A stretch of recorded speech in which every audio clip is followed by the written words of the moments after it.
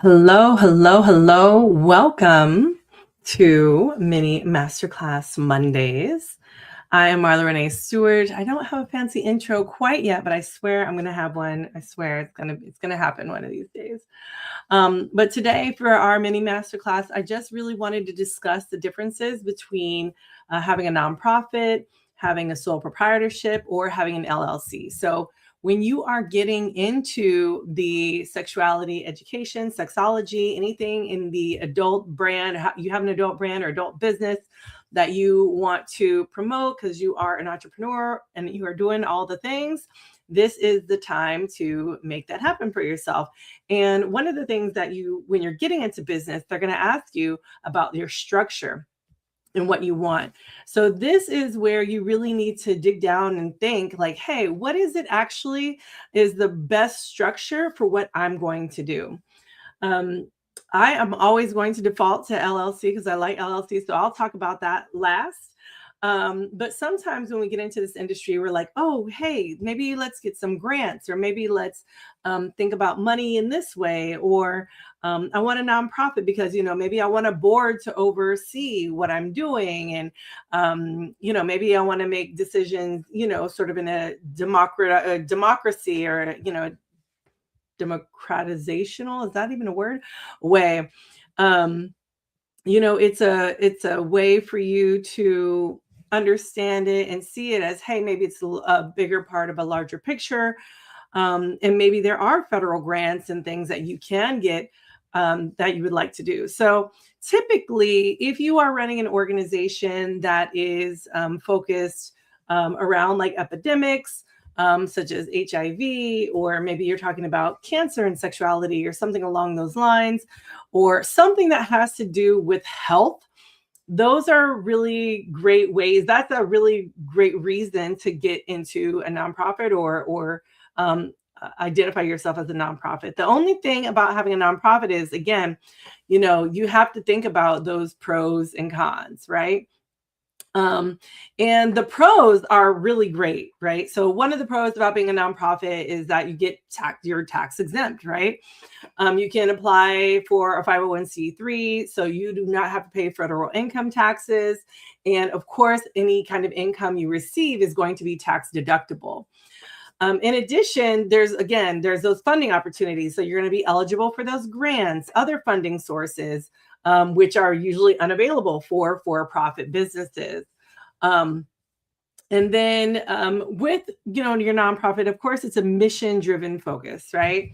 So you are all about social impact. What are the ways that you're providing education, you're providing resources, or what your thing is doing for underserved communities, right? So you can definitely, if you are mission driven and you're like, hey, this is what I need to do, I think having a nonprofit is perfect for that. And then also, being a nonprofit can also give you a kind of credibility. It can enhance trust with donors, community members, because they're saying, hey, you have a mission driven focus, so you're making social impact.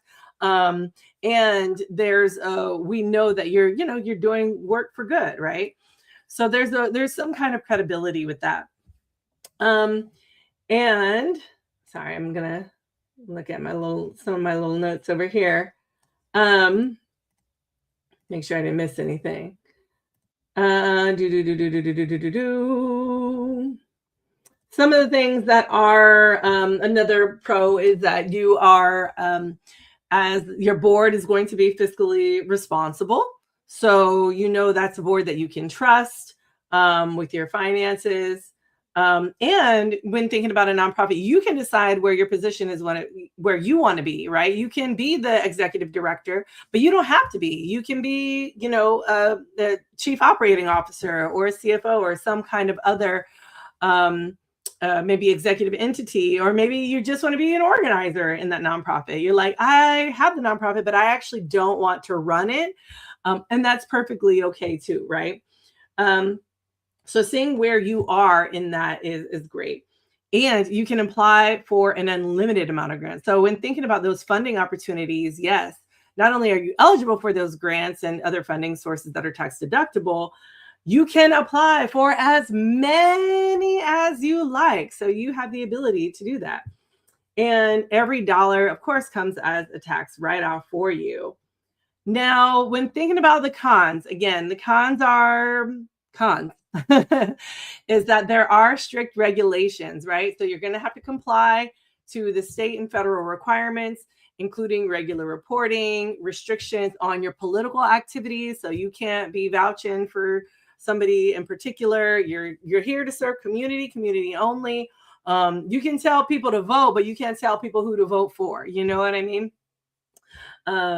There's lots of different moving parts. You know what I mean? It's a complex setup. It involves a lot of time, a lot of effort, some legal fees sometimes.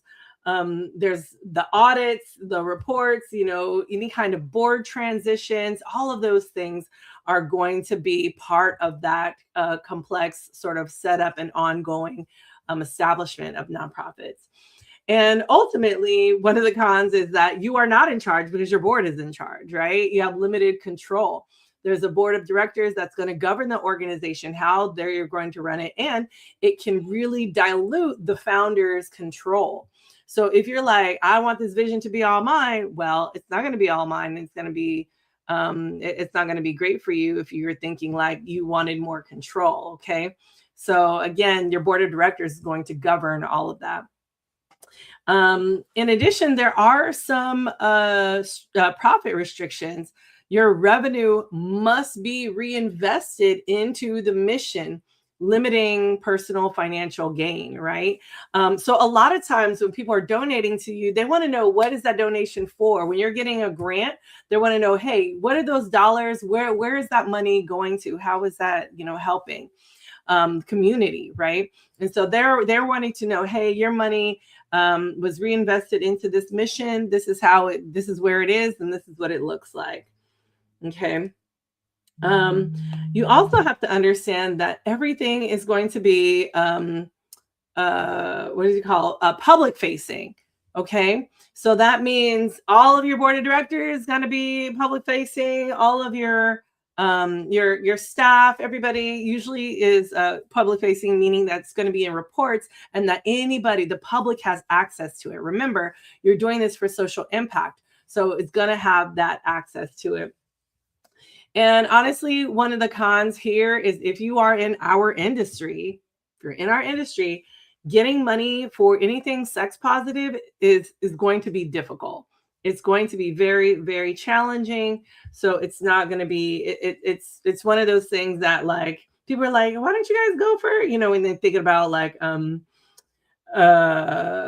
thinking about SDS and like, go for grants. And I'm like, it's challenging. It's not easy, especially when you're doing something that you want to be more positive about. So, but really, if you're thinking about a nonprofit and it's the way to go to you, it's best for you if you are an organization focused on community service, you're focused on advocacy or education, and if you are, serving underserved populations or maybe destigmatizing any kind of sexual health topics, those things are going to be great for nonprofit organization. Okay. Now, if you are like, well, I want to do this by my damn self, that's perfectly fine too. You can be a sole proprietor. It is the most simplest, most straightforward structure. It's often favored by solo entrepreneurs, which is fine, which is great, right? And one of the things, I'm sorry, I'm just, looking for my notes here. One of the pros is that you are by yourself. So you have it is all you. It's all you, boo. And that means you are also entitled to all of the profit, right? Pretty easy. There's the ease of setup. It's very minimal paperwork. There's very low startup costs. It makes it really easy to get started and get going. You also have complete control. Like I said, you are by yourself. So you are the sole decision maker for all aspects of the business. So what you say goes. The taxes are really simple. Income and expenses are reported on your personal tax return. So anything that comes in, goes out, it's all together. And there's a low cost. So there are usually no annual fees or mandatory compliance requirements in most states. Some states do those annual fees and mandatory compliances. So just depending on your state is going to be dependent on whether you would want to do sole proprietorship or not. For the easiest way, if you're just like, I just want to get this thing started, you can go sole proprietorship. There's nothing wrong with that. However, there are some cons with that, right? Number one is that you are responsible for all of the liability. There is no separation between personal and business assets. Even if you're like, hey, I purchased this for my business. Well, guess what? It's also personal. So anybody could be could take that into consideration. You're putting yourself at risk if the business incurs debt or is sued. So you are personally responsible. So if you own property, whatever your thing is, you are going to have to give that up. Okay. In addition, there's limited growth potential because raising capital can be challenging if it's just you. The people are going to be like, it's just your idea. What's happening here? And the business's credibility is also maybe a little lower compared to an LLC. And the reason for that is just because if it's all you, that means it's all intertwined. And people kind of look down upon that. They're not huge fans of that. So understanding the blending of the personal and professional can be, maybe sometimes not as favorable, especially if you're thinking about expansion, growth, any kind of evolution in your business. In addition, your tax ID is your social security number. So that's going to be out and about. And you'll be responsible for your self-employment taxes on all profits. Okay. So again, it's that blending of the personal and business that can be a bit of a challenge.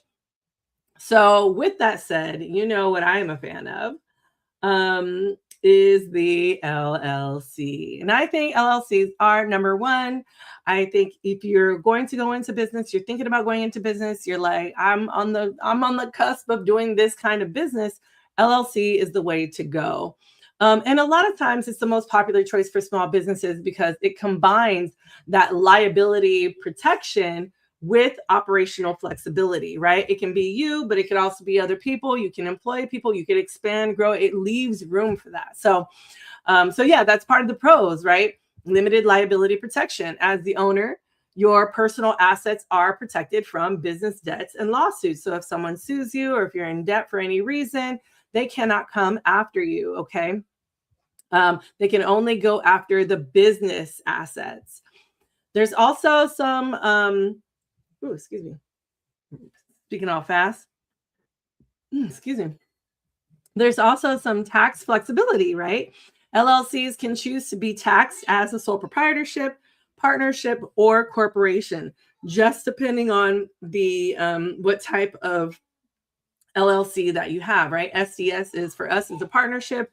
For mine, for Velvet Lips, it's kind of a sole proprietorship, but well, I guess in a sense, if it's a single person LLC, they kind of treat it more or less like a sole proprietorship.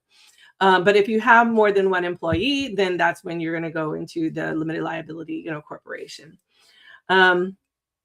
That also means you are not liable as a member of the entity. So again, they can't come after your personal stuff. There's also the credibility. A lot of people find credibility in operating as an LLC. So it appears more professional. It appears more credible to clients and different collaborators. So again, it's sort of what is being seen, right? It's sort of like that, respectability politics, more or less to say. But it's seen as more credible. And there's customizable management, right? You can create a flexible structure for decision making and profit sharing. You can do anything that you'd like to do within that structure, whatever works for you. So the flexibility in and of itself, I feel like it gives you just a greater way and openness about how you want to do business, right? In addition, like your tax ID, right, is you're going to be your EIN, right? It's going to be your employee identification number. So that's where you go through the government. So you do not have to put your social security number on anything because it's not about you. It's about your business. So that's also a plus in and of itself. And in addition, one of the pros here too is that you can write off expenses, which is great. And I mean, yeah, you can do that in sole proprietorship as well. But limited liability company, it's really nice to write off some of those expenses. And you can write off expenses like I write off childcare, right? So I have to put my child in childcare during the day. So I can write that off because I need to be able to have childcare in order to do my work, right? So you can write down whatever it is you need. You can write down off meals. If you're using your car for business, if you're traveling, travel expenses, any of those things can be really written off. So it's such a really great way to understand and manage your taxes and really receive the benefits from the government, because, you know, we should be getting our benefits from the government. And there are some cons too, of course, of, you know, being an LLC. Number one, like the startup costs, the filing fees, annual maintenance costs are a little bit higher compared to sole proprietorship, but I would say not much. And I guess it probably depends on your state as well. You have administrative burden. So we do, you know, there is paperwork, such as any kind of operating agreements. If there's like annual reports, if you're doing that kind of thing, if you're, whatchamacallit, if you have what do you call it? I can't remember. But thinking about the annual reports, that's really for if there's people who are investing in your company, right? And so even with SDS, we kind of have an annual report of kind of what we did, who we served, and all of that stuff. What else? You are unable to apply for many grants with your business. Like there are small business owner grants and things like that.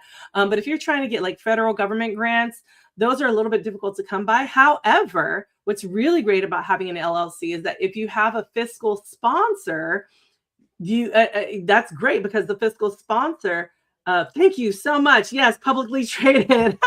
Thank you so much for giving me the words. I was like, why can I not think of those words? Thank you so much, Pretty Sleep. And so if you are able to have a fiscal sponsor that can accept the grant, that would be fabulous. So as an LLC, get a fiscal sponsor. They will be like, hey, yeah, I'm happy to be a fiscal sponsor for you. And be the, get in the money. And usually a fiscal sponsor will charge you up to 10%, depending on the fiscal sponsor, depending on the money, or depending on the percentage of how much money you get in. So if you have a certain amount, they might charge you a certain amount. If you have over a certain amount, they might charge you a certain amount. So just really talking to different nonprofit, and a nonprofit organization is usually the one you're going to go after for a fiscal sponsor. So if you want to partner with someone, find a nonprofit and then be like, hey, I want to do that. In addition, let's see, there are, in some cases with the self-employment taxes, in some cases, the owner must pay self-employment taxes on earnings. So really that's on in some cases. So, but really, honestly, I feel like those pros outweigh all the cons, and the cons are really kind of connish, you know what I mean? But honestly, if you're a business, you're looking to scale, you're looking to get bigger, you're looking to hire employees, or even you want to just protect your personal assets because maybe you got a Lambo, I don't know. If you are a person who is offering products, workshops, if you're running events, if you have potential liability risks, LLC is going to be your best bet. Okay. So I know I have a biased opinion, but I did give you the mini masterclasses. That's what I came here for, to talk about. If you were going to go for a nonprofit, or if you were going for sole proprietorship or an LLC. So I hope that you got out of it. And honestly, you just have to really ask yourself, a few questions, right? What are your long-term goals? How much liability are you comfortable with? What are your funding needs? And overall, what resources do you have for setup and maintenance? All of those things are critical into knowing how you want a sustainable and impactful business. So, of course, weighing your pros and cons, seeing what aligns with your business model, your mission, your goals, all of that stuff. And you can, if you're like, okay, Marla, that is like a lot, you can always consult with, legal or financial professional to help you, get through that. So there's that as well. So remember, that can be helpful. So I would love to know, if y'all are watching this, what structure you're leaning toward, or if you already have a nonprofit or LLC or sole proprietorship. I would love for you to drop it in the comments. Let me know. And then I would love for you to share your thoughts. Okay. So thank you all for being here today. And hopefully I will see you all next Monday. And maybe I'll start on time. We'll see. You know how queer CP time is. So love you all. Thanks for watching. See ya.